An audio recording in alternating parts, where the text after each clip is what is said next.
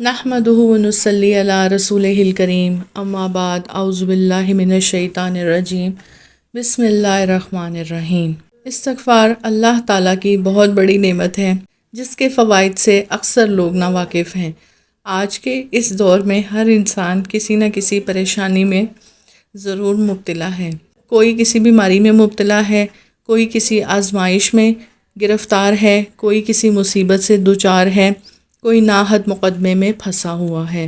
آدمی نیک کام کرنا چاہتا ہے مگر کر نہیں پاتا، یا شروع میں کر دیتا ہے پھر کسی نہ کسی وجہ سے چھوڑ دیتا ہے۔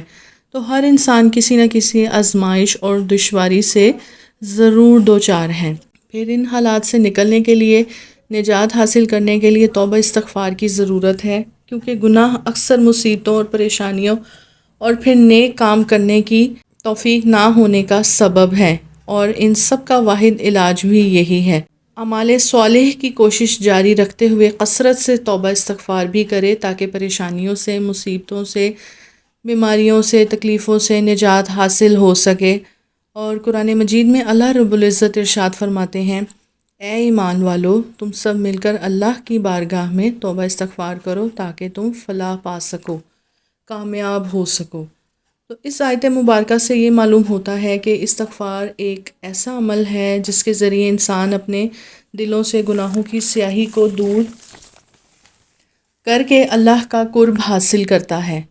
استغفار کے ذریعے بندہ اپنے پروردگار سے جڑتا ہے، توبہ استغفار سے اپنے رب کے قریب ہو سکتا ہے۔ حضرت انس رضی اللہ عنہ سے روایت ہے، کہتے ہیں حضور نبی کریم صلی اللہ علیہ وسلم نے فرمایا، جس طرح تانبے کو اور لوہے کو زنگ لگتا ہے اسی طرح دلوں کو بھی زنگ لگتا ہے۔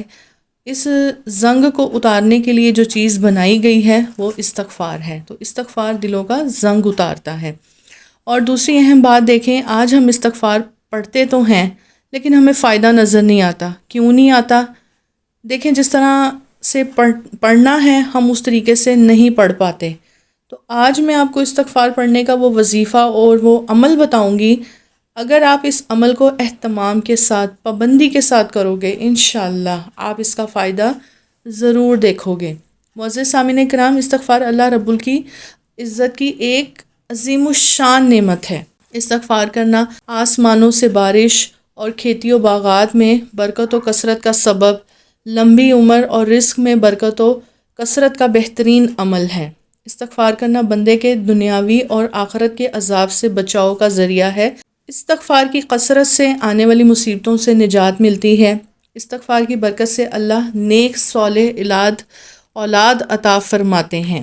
استغفار کرتے رہنے سے دعائیں قبول ہوتی ہیں، گناہوں سے بخشش کا ذریعہ ہے۔ آپ صلی اللہ علیہ وسلم نے فرمایا، جو کہ استغفار کو لازم پکڑے گا، پھر اللہ تبارک و تعالیٰ اس کے لیے ہر تنگی میں آسانی اور ہر غم سے دوری پیدا فرمائیں گے، اور اس کو ایسی جگہ سے رزق عطا فرمائیں گے جہاں سے اس کو گمان بھی نہ ہوگا۔ آج میں استغفار کا وہ وظیفہ یا عمل بتاؤں گی جس سے ہماری پریشانیاں دور ہو جائیں گی، ہمارے حالات بہتر ہو جائیں گے۔